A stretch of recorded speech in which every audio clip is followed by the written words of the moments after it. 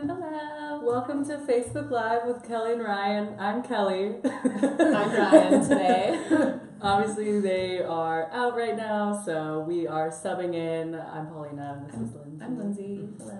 And this is our wonderful graphic designer, Jenna. Hi. And we decided we wanted to ask her some questions because, I mean, speaking for myself, I'm very interested and I could never do what she does. So I'd love to learn a little bit more about graphic design. All right. And also, happy National Donut Day.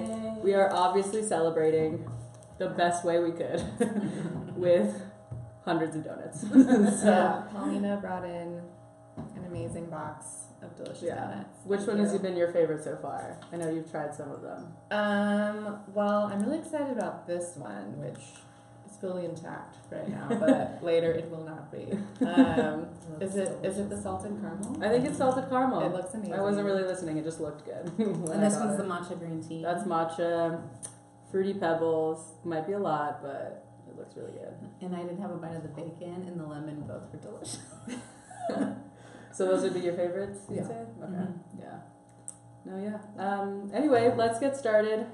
Dive right in. All right, You ready? I'm ready. Cool. So my first question is, why did you decide to become a graphic designer? What was that process for you? Well, it started when I was in junior college, and right over here at Fullerton Junior College, and I was getting a lot of credit in art. Not so much what I was trying to do, but so I was like, okay, well, what can I do with this art degree? And graphic design sort of just came naturally because I love art, but I don't consider myself a fine artist. So graphic design was a perfect fit, and so I started out with that and was working at Disneyland in the park and worked my way up. You know, I was in college and finished up that and was able to get a graphic design position there. So I fell into it very naturally and very comfortably. So. Nice. And have you always kind of been more artistic in your life before then? Mm-hmm. And okay. Yeah. Always took art throughout junior high school. Every time it was my always number one elective. But my dad always tells a story, and I do remember doing this, of going on, I think it was called Mac Paint when I was little. Ooh. And doing like taking where you can do the symmetry where you would draw a line, you know, if you go out this way, then another line will go out this way, and doing these little Got it. things just Yeah. from that, Look. printing it out. And it Look what grew I did. from there. Yeah. That's So, where yeah, it starts. Yeah. Cool. You have the next question. Oh, I was just gonna say though, when I was in college, I took an art class, Oh. and we did I forget what project it was, but it was like this super artsy, cool thing, and it was kind of like a booklet, and one of my pages, my art teacher was like, "Oh my gosh, that is super graphic design, you should," and so I was like, and I was like trying to figure out I was like a sophomore, so I was trying to figure out my major still, and so I took a graphic design class thinking, yes, this is it, and I took it and I was like, no, Not for this me. is not, this is Well, that not was it. the opposite of me with being a teacher. Because my mom was a teacher and everything. I was like, oh yeah, no. So junior college is perfect for that kind of Yeah. explorations. There you go. Endorsement for junior college. Okay, so what is your favorite design that you've ever created and why? Or we were talking about this most memorable, most challenging. Yeah. Well, and while we were kind of talking about this, it just brings up my I think I worked on the project for a total of 9 years. Was the Disneyland when I worked Disneyland Resort for the Public Affairs Department, and my main project there was a publication called Disneyland Resort Line, which was a 12 to 24 page newsletter that went out to our fellow employees there every 2 weeks. And it was a heavy editorial piece, and it really honed my skills in working with editorial. Mm-hmm. And Sarah. Hi, says Sarah. So anyway, going back to it, it was challenging just because it came out every 2 weeks, and it's fresh pages every 2 weeks, and but it really honed my skill in working with editorial, and that's kind of a niche in graphic design that I love. So anyway, Are you gonna publish your own magazine now? Let's do I mean, I it. have been working with other magazines, and it has been fun, but also stepping away from that has been such great learning too, and it really opened my eyes and get my hands on other parts of stuff. Absolutely. So that's been great too. Yeah, I would love to subscribe to the Jenna magazine. Coming soon, 2019, right? Right. All right, well, kind of segueing from that, how do you stay creative? Where do you pull your inspiration from? I know it can be hard doing this every day. Yeah, I mean, yes, it is, but I feel like if you have a trained eye and you're always kind of looking at design, and whether that be anything, billboards, ads, even when you're out just walking around looking at like interior design, anything that you're kind of drawn to, you kind of think, oh, I love that. How can I make that? Right. How does that translate? How does that translate? Yeah, and absolutely. also when you're taking on like new brands, like we do with our clients here, you really kind of get inspiration of what they already kind of have with their colors and their brand already, and you can kind of build off that. As well as, I don't want to jump ahead, but like looking at the design trends and seeing how I can take a brand in a look of something already, and how can I make that look more modern and push it. Yeah, absolutely. Sorry for interrupting, but what magazines do you look at? Where do you find, what do you personally subscribe to or, look at in your daily life?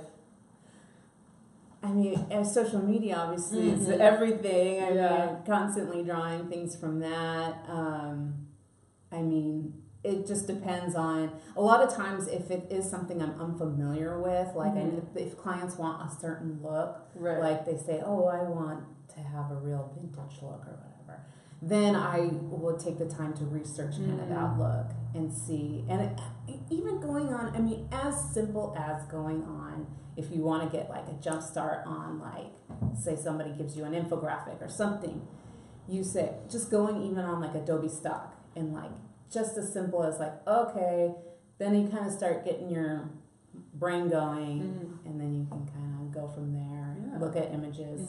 That's how I work and I know as an artist, I'm a visual person, so I need usually something to look at, and then I can go, okay, I see it, now I see it in my head. Right. So yeah, cool. Yeah. Do you want Oh, yes. What is the hardest part of graphic design, and why? I would just say edit, like as long as I've been doing this, you definitely develop a thick skin, and I think the more you can do or get that earlier, you'll be a better designer overall, because it's just sometimes I remember as a new designer falling in love with oh my god, this is beautiful, and then the client will look at it, or whoever needs approving goes, this is not what I want. And so I think that's the hardest part, and still that is when you do spend a lot of time on something, it is a challenge to be like, that's not what I thought, because everybody does see things differently.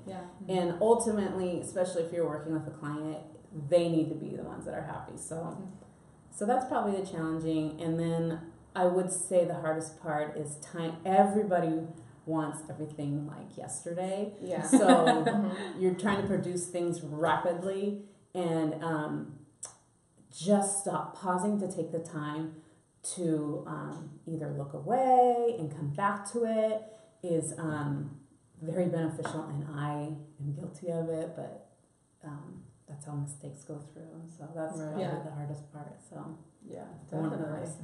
No, I relate to that 100%, because I'm an artist too, I'm a writer. Yeah. And I mean, when I was in school and for screenwriting and stuff, we would be in class, and I would spend so much time on something, and it's just like putting that thing out there is like terrifying. Yeah. And you know, in class, like people are like critiquing and kind of not ripping it apart, but you know what I mean. They're, Right, they're like yeah. giving their opinion, and like you know, like you love it, like you think like, well, I think this is amazing, and that like you know, but everyone sees it, sees art differently. Yeah, I totally relate, and like you know, trying to get everything in like a timely manner, and you know, just like forgetting to like step away for a second, and you know, and coming back to it, because I think that helps a lot too. Yeah, I think as like a young designer, you're still like probably going through the motions of like really probably putting your whole emotions into your designs, which is great because I'm sure they're probably beautiful. Yeah. But you learn to not really put that in there when you're submitting, you know, things, because a lot of times things you don't even know, you know, could be that one of the clients doesn't like a red or whatever, and you didn't know, that. You put it in, so. Yeah, definitely. Yeah, so cool. So jumping off of that, I guess, what are some of the brands that you admire most and that kind of influence your work?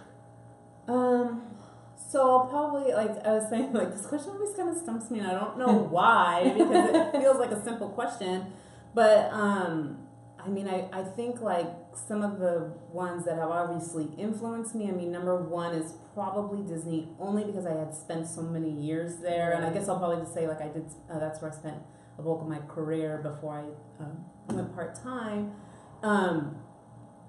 But one time I remember sitting in a meeting with them about marketing, and they just said, and if you can see like their billboards and the way they market, they use a lot of their characters, and you say in their character colors and things, and it when I was talking with that marketing manager, it reminisced way back to when I was in college, and one of my professors there was like, color sells your product. He said that all semester long. Color sells your product. Color sells your product, and that's always stuck with me. And you know, it's true. And it anytime something's bold and vibrant, it always to me is always the one that stands out. Right. So that would be Disney would be one. But going along the lines of that, Target. I mean, their social media. I mean, it's Target. It doesn't like Target, but their social media, I think, has taken on. You know, it's bold, it's colorful. The way they sell simple shoes, just the way they photograph it and market. Yeah, absolutely. And then the other one I wrote down was Lauren Conrad, only because I just like that look. Like it's a total. Like, I just like her, the way she just she's just got a sense of delicacy within her photography and her colors, and it's just very lovely. Yeah. So. Those are good answers. Yeah. Those are great answers. I mean, do you have some brands that you think are... I mean, you love to look at? I really love... So Reese Witherspoon has her own production company. It's called Hello Sunshine. And I follow it on Instagram. And it's just like super... You know, it's just like sunshine. It's just like super positive. And like she's always talking about like inspirational women. And she'll put like inspirational quotes, you know, like the blocks with like the quotes on them, and like she'll talk about books she's really excited about that she's like producing, and but it's just it's a cool look too, right? But yeah, that's a really fun one. Yeah, I really love the look of Glossier on Instagram. It's a makeup brand, and they have that very like millennial pink running through. Staying true to their colors, as you were saying, and just being very modern, but also at the same time feminine but strong at the same time. So I don't know. I really like that they are able to maintain their brand voice, but also kind of change up whenever they want to. You know, yeah. And then also just stay authentic and relatable. I think that's the other thing. Yeah. Not being too manicured, just being like, no, like this is still real people. in the comments, whenever we're responding to people. So Definitely. yeah, I really like that. But speaking of social media and designs, you wanna take that one? So in the age of image and video saturation on social media, how do you make designs that stand out and stay true to the brand? So video, is definitely what I've been trying to get my hands on this, working with Get Community. It's been great. Really taking, our Insta stories to the next level and really trying to. They're amazing. By the way. Check out our National Donut Day Insta story. But for me, not being a video background, it's been fun. Number one, love learning new stuff, and when I am able to do something, it's like, yeah, you did it. But then again, then it's taking my eye and being like, okay, now I can see how this works. Now let me put the brand to it and color and the things that I see that it needs, and so that's been fun, and that's been definitely something we've been doing for our clients too. So Yeah, absolutely. Yeah. So our last question, and you kind of touched on this earlier, but what do you think are some really interesting trends, developments in graphic design that you are so excited for, ready to implement, ready to go?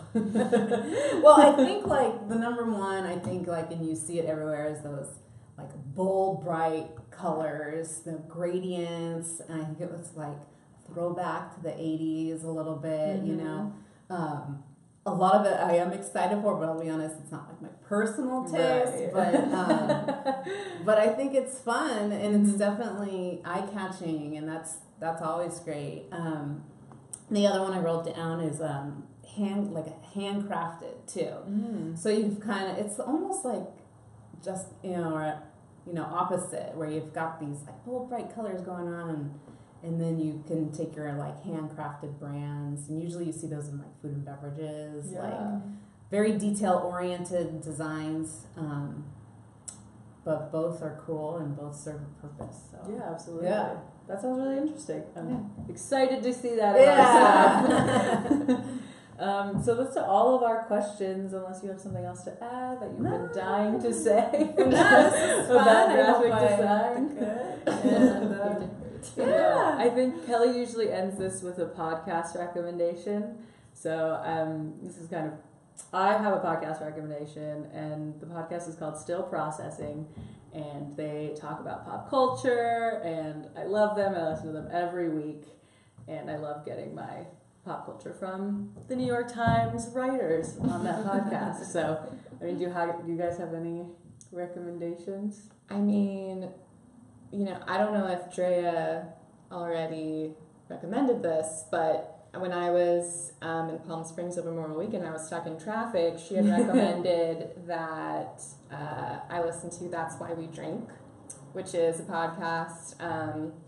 Two girls that were friends in college started a podcast, and one girl will tell a story about some paranormal stuff going on, and then the second girl will talk about crime stories.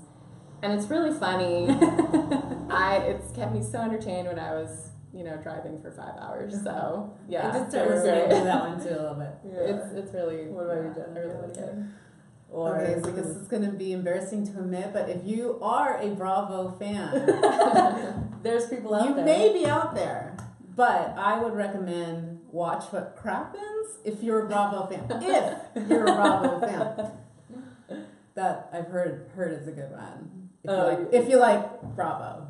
Okay. All right, well, I think that's it from us. Thanks, everyone, for watching. We'll see you next week. We're going to go eat our donuts. Bye. Bye.